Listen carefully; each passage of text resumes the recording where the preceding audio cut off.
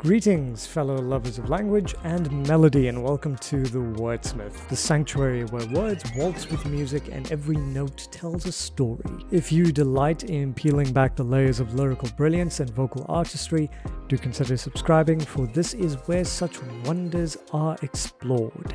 Today, by popular demand, we journey into a piece that has been, shouted, nay, clamoured across the comment section, which is How to Be Me by the imitable Ren and ethereal Chinchilla. So prepare yourself for a tapestry of introspection, vulnerability and sheer artistry. We shall unravel its lyrical threads as well as the vocal brilliance that unfurl as we continue through the reaction and analysis. And should this exploration strike a chord with you, know that you can keep this channel thriving through Patreon, Buy Me a Coffee, or even by leaving a super thanks. Just like all of these folks here on the screen, every bit is deeply and immensely appreciated. Thank you all so much. So without further ado, let us lend our ears, engage our hearts, and explore the sonic soul of what I am certain to be an extraordinary piece. Let's dive straight into it. Alright, let's give it a go, shall we?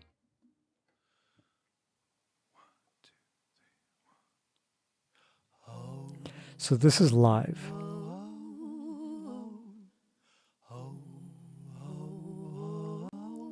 Right, a cappella start.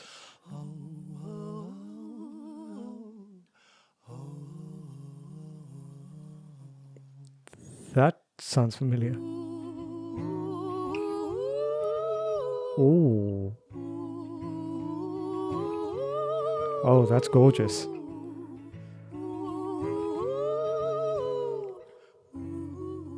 Yeah, that bit of notation sounds eerily familiar.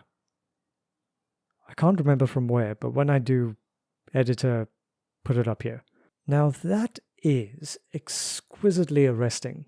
So here, beginning this part of the song, the intro, Ren and Chinchilla open with a vocal timbre steeped in an almost bygone elegance. They're vibrato redolent of the classic tradition. It sounds very old-fashioned, in other words. It's sumptuous, poised, and utterly intoxicating to the ear. Really brilliant from them to start, especially in that a cappella.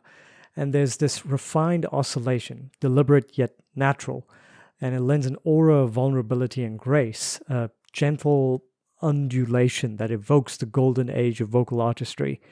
Really beautiful vibrato.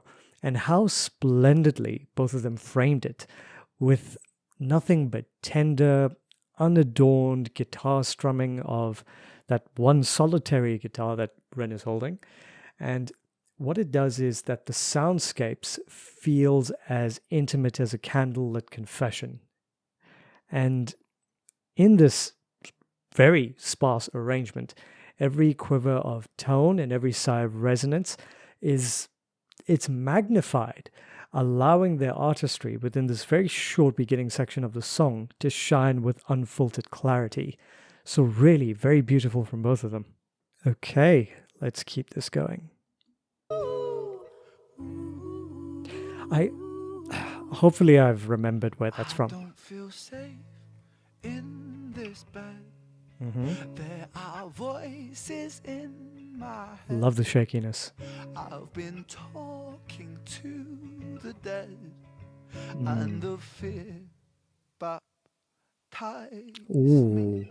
My kingdom turned to dust. Beautiful. And I watched all my riches rust. Have I lost the Midas touch? Love the lyrics. Or do sad eyes blind me? Oh, the lyrics. So far, I would describe this performance as, what's a good word? I would say sumptuous. It's what a sumptuous continuation of vocal splendor this is. Now, both Ren and Chinchilla maintain a consistency of tone that feels almost tactile in its warmth, with vibrato that flickers swiftly like candlelight in a draught, imbuing their phrases with a restless beauty. it's very, very enchanting. And I love the way that they're approaching the song. There is a rhythmic elegance to their delivery, a sort of liquid cadence that flows effortlessly, drawing the listener into its current, if that makes sense. It is singing that doesn't merely ornament the melody, but becomes an emotional architecture in and of itself. And then, I love Ren's lyrics. I love his writing. There is a tapestry of fragility and grandeur interwoven into it. I don't feel safe in this bed, I think he said. It's a line that instantly strips the familiar of its comfort, transforming the sanctuary of peace into something menacing. And he also made mention of those voices in my head, and that hints at the clamor of inner demons. And what else did he say? While I've been talking to the dead, conjures a spectral communion, perhaps metaphorical, perhaps achingly real. And it's a desperate attempt to converse with lost certainties that once were. And another thing that he said, and it kind of stuck with me, the fear baptized me. And that's just a stroke of brilliance. To be baptized, not in water or grace, but in terror. It speaks of an initiation into suffering. It's a christening into dread. Then comes the ruin. My kingdom turned to dust, a monarch of a fallen realm, watching sovereignty crumble into dust and ashes. It's a really, really profound bit of writing. And finally, almost whispered question, have I lost the Midas touch, or do sad eyes blind me? Really, it's such good writing. Now, in that lies a double wound. The terror of creative impotence paired with the self-deception born of sorrow. Is the world dulled by grief, or has the alchemy within simply fled? And these lines do not speak, they haunt. Once again, Ren being arguably one of the best songwriters I know. Another really great songwriter I would say is Fozia. Do check her out. I am already thoroughly enjoying this. Let us go forth.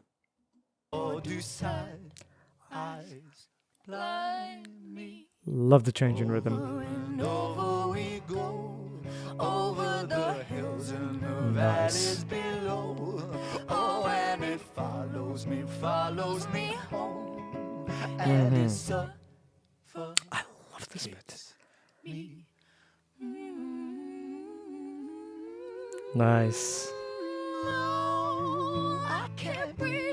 Oh, that was so good. Oh, that was better. I can't breathe. All I know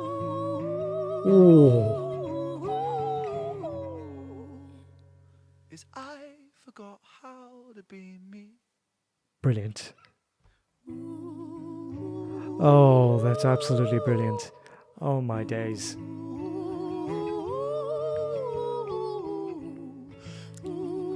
None of this is easy. Nothing that they are doing here, well, actually, majority of what they are doing in the song vocally is quite difficult. Now, here we reach a moment of sheer, unalloyed brilliance. One that, dare I confess, may well crown itself as my favorite upon Ren's channel in my very short journey, which may be premature, but that's just how I'm feeling at this point. The interplay of their voices is nothing short of celestial. Harmonies that hum like twin heartbeats, pulsing in tender synchrony before blossoming into that glorious ooh. And what an ooh it is. There is a bit of portamento onset, which means sliding so effortlessly, so organically. And it portrays not just artistry, but an intimacy with technique earned through what sounds like hours upon hours of disciplined practice just to get this song right. And remembering, that it's in brackets in the title, that this is a live recording. There is no safety net, no real second take. And yet what we hear is perfection wrought in real time. To execute this with such poise is frankly an Olympian effort from both of them. Of course, the lyrics, you're on the WordSmith channel, of course we're going to be dissecting those. So over and over we go over the hills and the valleys below. There is a sense of ceaseless journeying, of trudging through the undulating terrain of despair, where every peak and trough mirrors an inner tempest. And one of the lyrics that really exacerbate this is, "Oh, and it follows me home." How chillingly that doubling of phrase captures obsession's relentless pursuit. His song requires a lot more thinking than one would realize. The image of suffocation that follows is almost tactile, the fear, the grief, coiling itself around the throat until breath becomes a memory. And then the cry, "Oh, I can't breathe." And then Ren, "All I know is I forgot how to be me." And that's a hell of an admission. It is the final collapse. It is the recognition of a self so eroded by pain and repetition that identity itself dissolves like salt in water. And another thing that I would say in commentary is that this is more than just lyricism. It is a confession set to music, a portrait of disintegration painted in the most exquisite of emotional hues. Thank you, Ren. Before we get going again, I'm curious, is there anyone watching this who is in contact with Ren or in connection with him? Because I would love to interview him and just talk about his creative process, as he himself is a wordsmith, a better wordsmith than I. I just want to know how he does what he does, how he writes what he writes, and everything that inspires him. And I know he has released some content in regards to the behind-the-scenes processes that he goes through, but for me, as someone who likes to think of themselves as a bit of a wordsmith, it's a different type of conversation between him and I. So if anyone knows how to get a hold of him or how to contact him, please let me know in the comment section below, or if you can do it on my behalf, that'd be great. Okay, let us continue. I love that bit. I don't feel safe Okay. There are bruises on the Good, consistent themes. There are bodies in the floor, Oh. and they breathe so loudly. I wish Wow. I could move, get up and walk right out this tomb. Do our saviors die too soon? For my sins surround me. Ooh. Ooh. Ah. It's so brilliant. Like, honestly, listening to him, you know you're in the presence of greatness. All right, so in this verse, the imagery deepens into something almost Gothic, claustrophobic, and macabre. I like the way he started out, "I don't feel safe in these halls." The very architecture of one's mind becomes hostile, corridors echoing with menace. Then those bruised walls, that's a chilling metaphor, as though the building itself has suffered violence, bearing the marks of unspeakable struggles, I would think. And then the coup de grace, there are bodies in the floors, and they breathe so loudly. This is not mere horror for its own sake. It is the sound of guilt, trauma, and memory exhaling beneath one's feet, a haunting that will not be silenced. So really, everything that's been going on here thus far is very, very well thought out. There's the yearning that follows. I wish I could move, get up and walk right out this tomb. That is almost unbearable in its rawness. To name one's dwelling a tomb is to admit that life persists in a state of living death, a purgatory with locked doors.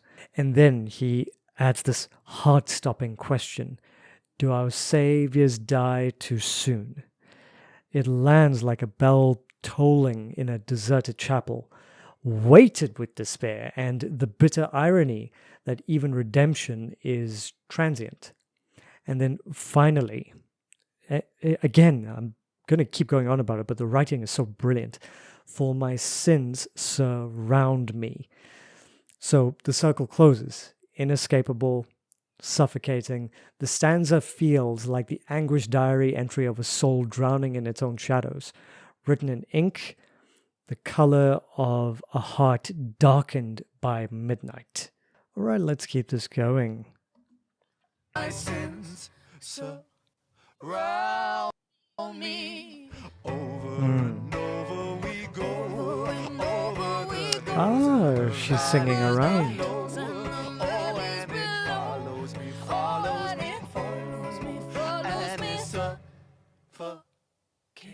Ah, it's so good. It's so brilliant. I love this part. I can't breathe. I said no. I can't breathe.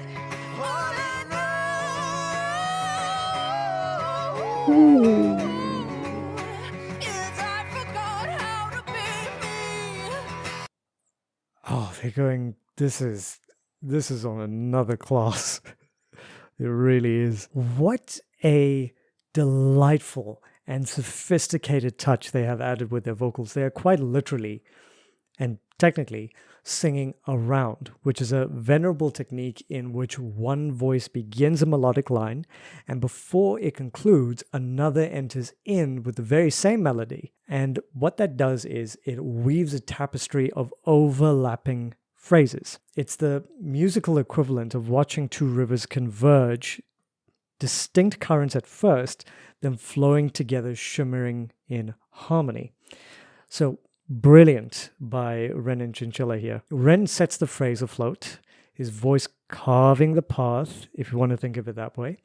And then, like moonlight chasing the sun, Chinchilla enters, echoing his melody, yet casting it in a new light. And the result? Well, I mean, you heard it. It's a canon-like effect that multiplies the emotional resonance while demanding extraordinary precision in timing and pitch.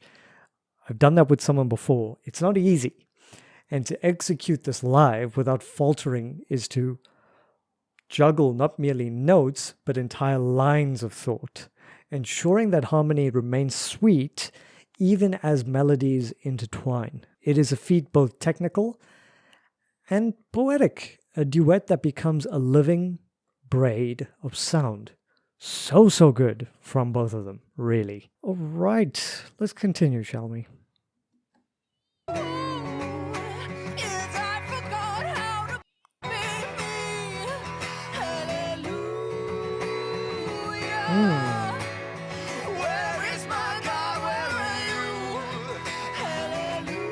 That's quite profound.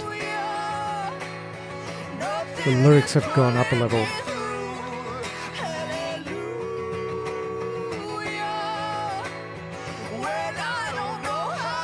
Oh, that's quite brilliant.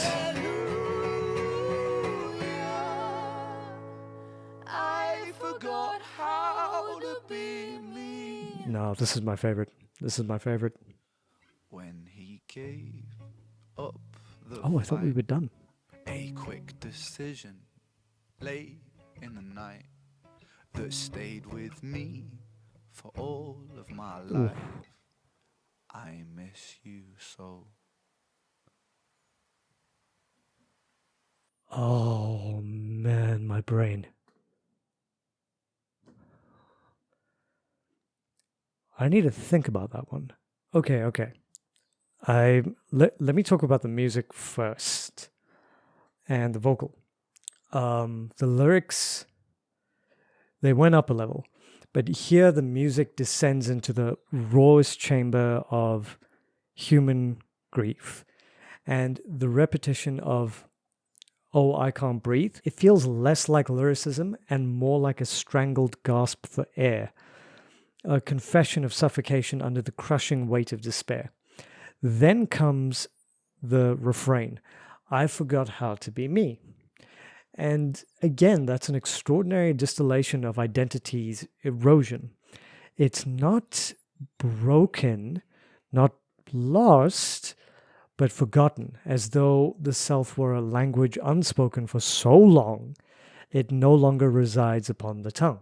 And then that startling invocation, hallelujah, a word so laden with sanctity that its presence here feels almost agonizing. Not sung in triumph, but whispered into the void. Where is my God? Where are you? And this is no simple loss of faith. It is the anguished cry of one who longs to believe, but finds only silence. And that next line, nothing is pulling me through when I don't know how to be me. It unfolds like a dirge for a soul abandoned in its own wilderness. Then the confession strikes like a blade. When he gave up the fight, a quick decision late in the night that stayed with me for all my life. Here lies the unspoken horror. It's suicide's shadow, or a death so sudden and cruel that it brands the survival with eternal ache. Well, I think. And that final, almost whispered benediction that Ren gives at the very, very end, I miss you so. Powerfully devastating in its simplicity. No ornament, no poetry, just the unvarnished truth of love enduring beyond the reach of arms. I don't think he sung that line. It felt as if he bled it. All right, ladies and gentlemen, there we have it. A composition as delicate as diaphanous, yet weighted with meaning, carried aloft by voices that seem to caress the very essence of the human spirit. But what do you think? What did you think of the vocals? What did you think of the lyrics? If this reaction, vocal and lyrical analysis stirred your soul, do grant it a like, subscribe to the Wordsmith for more voyages into the realms of songs and stories, and should you wish to support the craft, considering joining me on Patreon, offering a super thanks, or even buying me that proverbial coffee. Until next we meet, be kind, be gentle, and be respectful to one another, and help each other out when you can. And I'll see you lot in the next video. Take care, everyone. Cheers.